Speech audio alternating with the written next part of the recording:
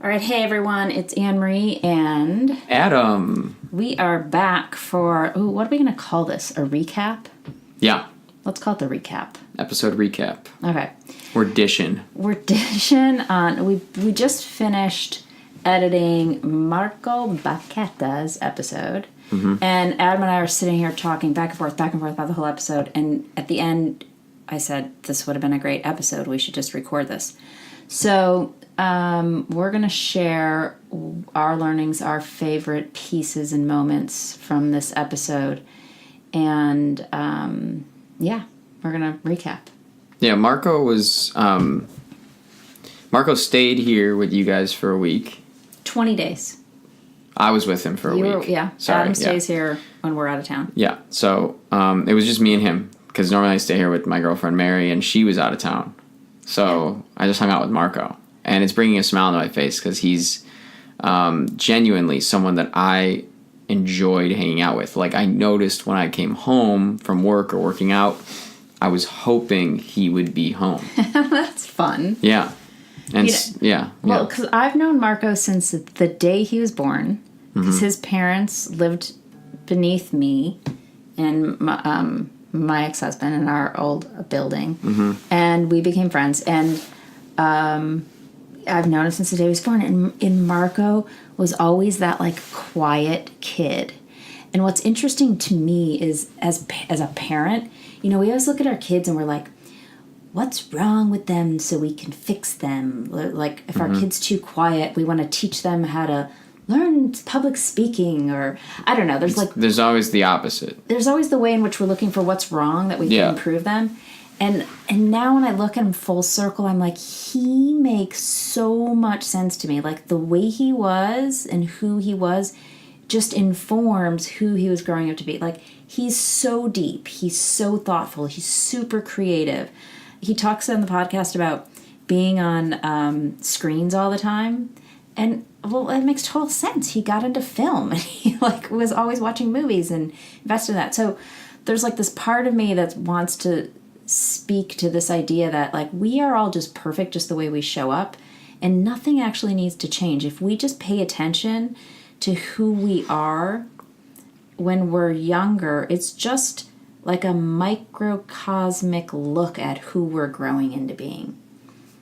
Yeah, and because he was quiet doesn't mean he's not... There's nothing wrong with him. Intuitive. Like, I think sometimes people look at traits like that and make them mean something that they're not. Like, he's so deep. He's so deep and so thoughtful. He's quiet, I imagine, because he's truly taking everything in around him, which is actually something that is very unique in the world, where, like, I'm loud and outgoing and everyone knows everything about me the minute they meet me. And you're a communications guy. And that's who I am. So that makes total sense. Yeah, I build relationships and I tell stories. Yeah. And so he's very articulate with his words. Yeah, he's very, like, careful, but he's thoughtful. He's so smart. He's not hiding anything. No. He's actually just trying to find a way to express what he's been thinking about. And I think it came across in the podcast a lot. This podcast was longer than usual. And it's something that I kept coming back to as an editor and going, I want this to be shorter for our listeners, but I couldn't find things to take out because even in the beginning when he was talking about his family and he was talking about the fear he had once he decided what he wanted to do. Yeah, when he admitted what he wanted to do. When he found what he wanted to do, and he said, that's when I got really scared. Yes. Because you put it very, like, awesomely just before here, which was because he... Well, so what I was saying was, can I hop in here? Yes. Or are you in the middle of a thought? No, I wanted you to. Yeah. So what I thought was so profound is so many of us fear failure. Mm-hmm. We don't want to fail because we're concerned about being judged by others. And what I got with about him was he was so deeply, and is, he's not was, he is so deeply passionate about what he's doing that success really matters not because he cares about what others thinks, but just because he cares about himself, like about living to his potential. So that's what it is. It's the living the potential. It's the fact that he is he found out what his passion was. He loves film. Yep.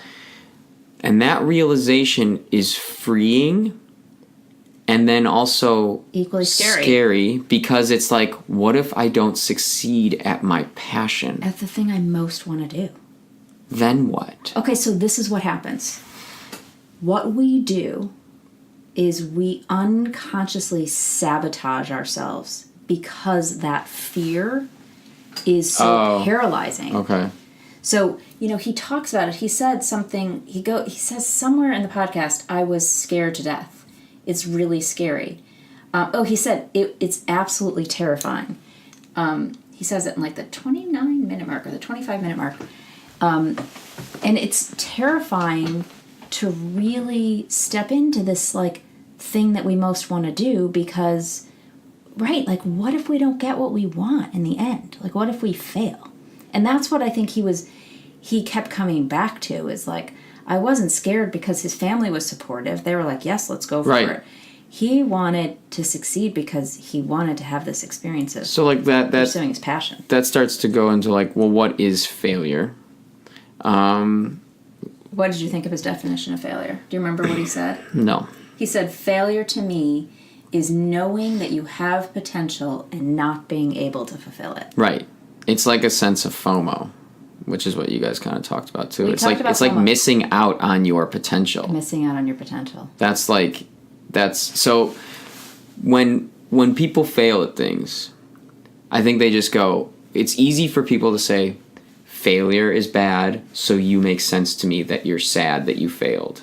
And that's pretty surface level. And if you keep digging down, it's like, but what about the failure is making you sad? And I think people don't often ask that question. Yeah, so like, failure's bad. It makes sense to everyone in the whole world that when you fail, it's bad. You know me, I don't buy into that. Bad and good. I know. Well, but I also don't think failure is bad. I think it's informative. Of course. So like Julie Hames on that 2 episodes ago, she talked about how she got a D in, I think it was communications. Yeah. And essentially who she has grown to be is she's a 50-year-old woman and she makes a living based on communicating with others. Yeah. She talks about how that D really shifted her. And like that D was meaninless, but she could really make it mean something. Like if we make it mean anything other than it's just a D, it doesn't define me. So I think every failure is an opportunity just to get curious. Yeah, I mean, that's great, but that's a unique thought. Yeah, but I like that's a really hard thing for people to think about. Like, I get that. On paper, that makes sense. In the moment, that doesn't make sense to me. And I'm assuming a lot of people. That doesn't make sense to I get it. Like, I'm just picturing myself. When you fail. When I fail, that is, even though I know that that's true, it's paralyzing for like days or weeks to fail. It can be. So I want to be careful about what we're affirming, right? So when we say things in the affirmative, like it's paralyzing, we're actually making it true. But if we recognize that we can choose to be paralyzed or not, then we are expanding ourselves into the power of possibility. Okay, so how do you do that? Because like in the moment... Mindfulness. In the moment, I'm... Triggered. I'm sad, I'm angry, and I'm scared. Right, because Because I failed. Because you're making up stories about what failure means. So think about a little baby. Think about it like this. Go ahead, say what you like in the moment. Yep. I'm like, I know that this will probably help inform my decision. Like a relationship, even breaking up in a relationship, failing at a relationship, right? It's over. And how many times has that happened and friends go, it's probably for the better, man. You're going to learn from this and move on. And it's like, oh, well, yeah, I get that, but Jesus, this sucks right now. Right. But so there's a whole host of things. So first of all, no one says that you have a breakup. It's sad. You might experience some sadness. So feel the sadness, have the emotion. The thing about it is we get caught up in stories. We call them a cognitive emotive loop. We get caught up in stories that we make up in our head about whatever experience we're having in this perceived quote unquote failure.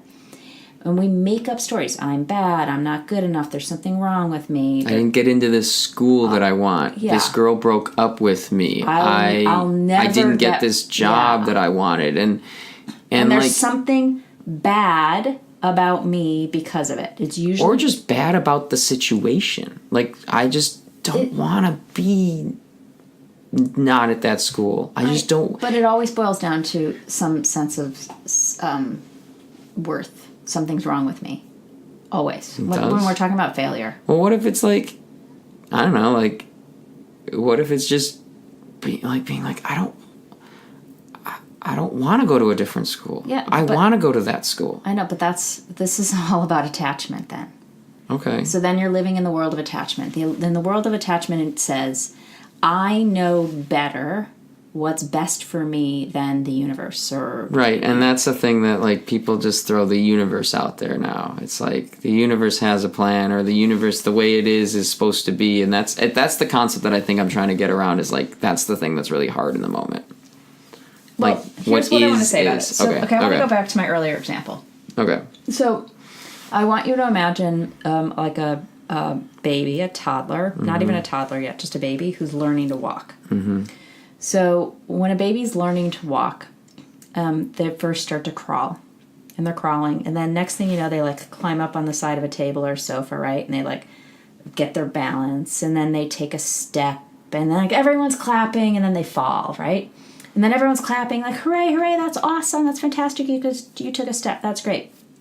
And then the next day they take a few more steps until they're walking. Each time they fall, we don't look at them and go, that was a fail. You failed. You didn't. Mm-hmm. We look at it as like, congratulations, you're learning to walk. So if we take that mindset and apply it to everything we do in our life, every quote unquote fall, and look at it as just learning to walk. Learning to walk in this path, learning this groove, learning. It's just learning. If we use every quote-unquote failure as an opportunity to learn, then our mindset, we're shifting our mindset, we're shifting our relationship to that experience, and that's what opens the door. So it doesn't make a breakup, a failed grade, or not getting into the school you want, or any of those disappointments of life necessarily simpler or less heartbreaking. Like, we're still human beings, and we have heartbreak, so we feel the heartbreak. We just don't attach story to it. Okay. I mean, that there's some looseness I'm noticing inside my body around, like, when I think of it that way, I notice myself relax. Yeah. I notice myself let go of tightness and tension and resistance. Yeah, so all I want is to share, like, perspective and invite you and listeners to, like, open your mind just a little bit. Like, someone's knocking at the door and you're not sure who's there, and maybe you have the chain on the door, and you look through the people and you open it a little bit and you're looking out and you're like, all right, I'll get curious about what you're saying. I'll open my mind just a little tiny bit. Like, it doesn't fully make sense to me, and I'm not sure I fully believe it, and I get that, and that's totally cool. And, like, just get curious. Like, try it on. Like, what if the next time I failed, I felt my sadness, I felt my anger, I felt my whatever feelings are coming through. Just fully allow yourself to feel those. And then when those emotions have fully moved through, catch yourself in the stories you're making up, and just see if you'd be open to exploring, like, this is perfect. this is perfect just the way it is. I'm learning to walk. You're learning to walk in every moment. Yeah. I'm learning to walk. Like, I like that. I like that. Marco was talking about that in his episode where he was saying, at first failure was really scary. And he goes, but at some point he said, but I'm pretty sure I'm going to wake up the next day and these failures are of inconsequence to me. Yeah, he did say that. And that in the end, if I am doing what I love doing, that I can't really measure it by success and failure. How old's Marco? 19. Yeah. Yeah, he's a good dude. And he has a lot of world perspective, too. And he's lived a bunch of different places. And he has friends from everywhere. And he has a lot of good perspective. Yeah. I loved that episode. I'm really excited I got to do it with him. And then what was it like being in the room with him later in the episode? What did he get emotional about? What was that about for him? Well, so I think this happens a lot when I'm interviewing students is they're sitting down for the first time and God knows how long and really having an opportunity to reflect on their experience. Yeah, because it was a realization for him that it was emotional for him to talk about, what was he talking about? To talk about his successes and failures. Yeah, but I mean, even towards the end, it was more about his friend. It was like his... He was talking about... Oh, not being able to... It was the people that are older than him and not being able to do the pressure that he was putting on himself because he went into a school that had typically older... Well, he was younger further along people in that program. And he entered that with the sense of failure. I can't do what they're doing. Yeah. They're so far ahead of me. And he didn't realize the amount of pressure that was putting on himself until it came to kind of realization on the podcast. Yeah, and I also think how there's this thing that I experienced this weekend that I think he was experiencing. And I'm sort of projecting. I'm not sure that this is what he was experiencing, but I think he's experiencing some level of success and joy because he's now worked so many years and he's having periods of success where he's reaching his goals, he's getting what he wants, he's enjoying what he's doing. He was here on an internship. To edit a movie. Yeah, which was amazing, right? So when you sit back and you reflect on, wow, I had this dream, I wanted this thing, I've worked really hard, I was scared and I pushed past it because I was scared I wasn't going to get what I wanted, and I kept pushing past that, and now here I am looking back and look how far I've come and look what I'm getting. Like I've actually created this thing that I want. And I think he was really getting with that, like sitting there, like reflecting and looking back, like all the fear, all the doubt, all the resistance, pushing through it. And here I am now reflecting on all that I've created. Wow. I was with Alyssa this weekend. She was making school decisions. I'm not going to mention schools because she's private about it, but she was making school decisions, and she and I went 15 months ago to look at a school. It was the first school we looked at.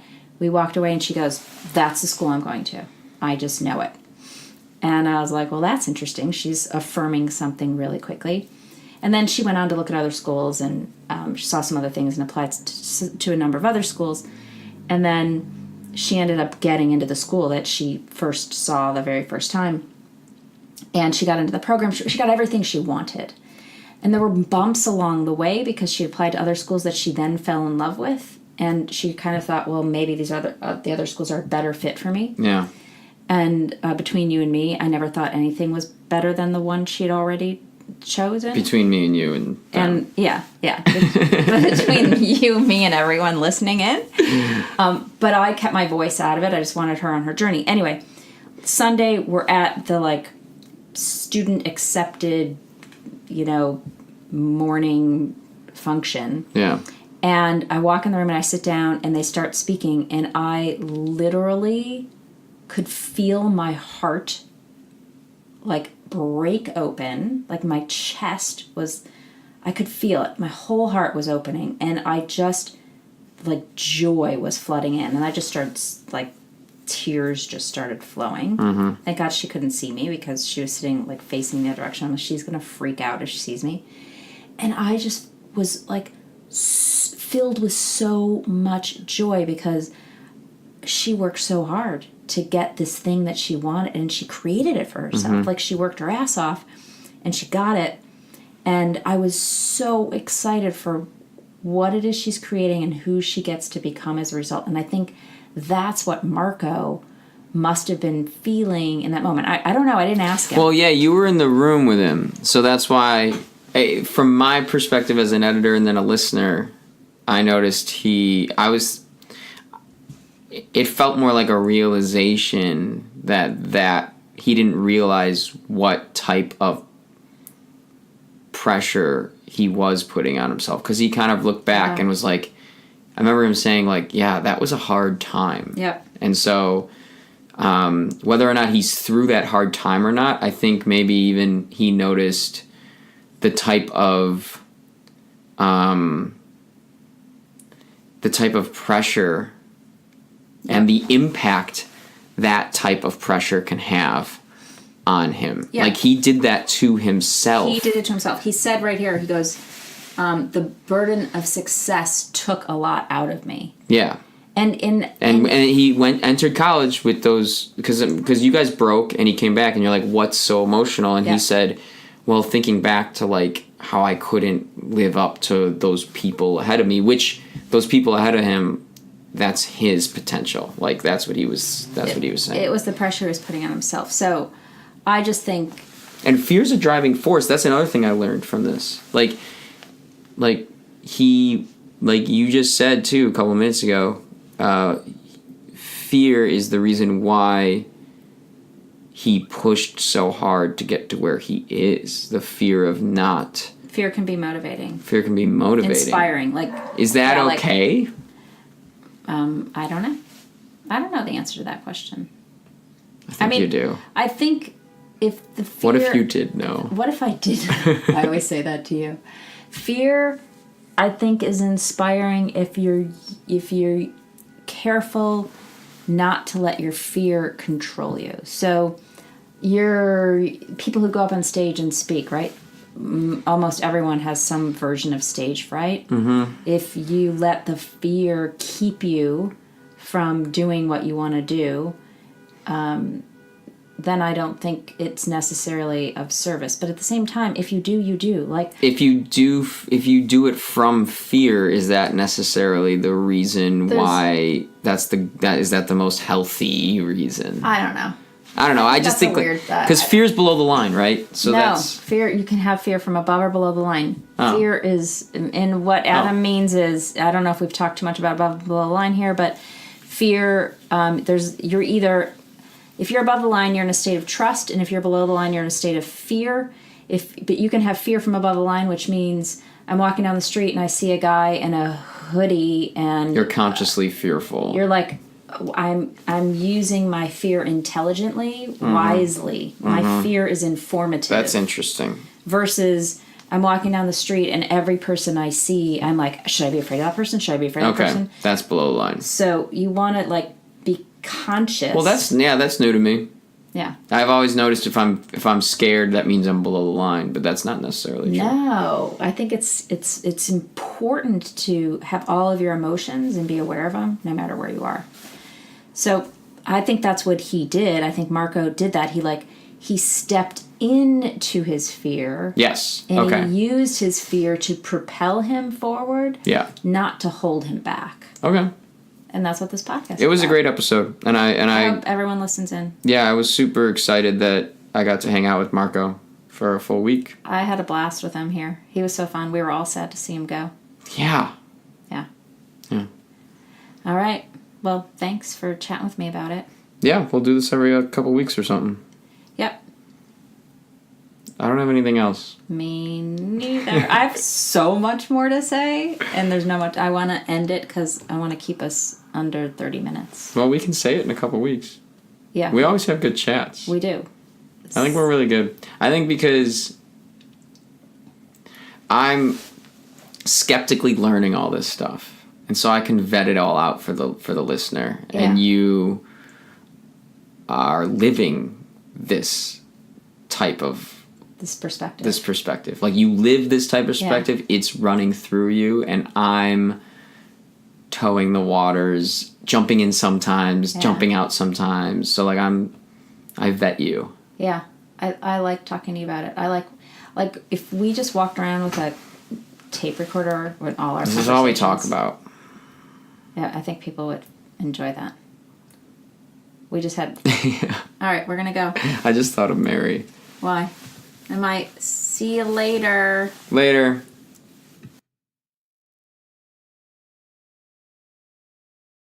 Everyone, welcome to this week's episode of University. This week, Adam joins me for a conversation about last week's episode with Marco Bacchetta. We talk about following your passion and fear of failure and what is success. And we ask, is there healthy or unhealthy fear? And how can we use our fears to support us in reaching our goals? It's a fun and lively conversation, so I hope you enjoy. Listen in and see if you're aware of some of the fears that are driving you.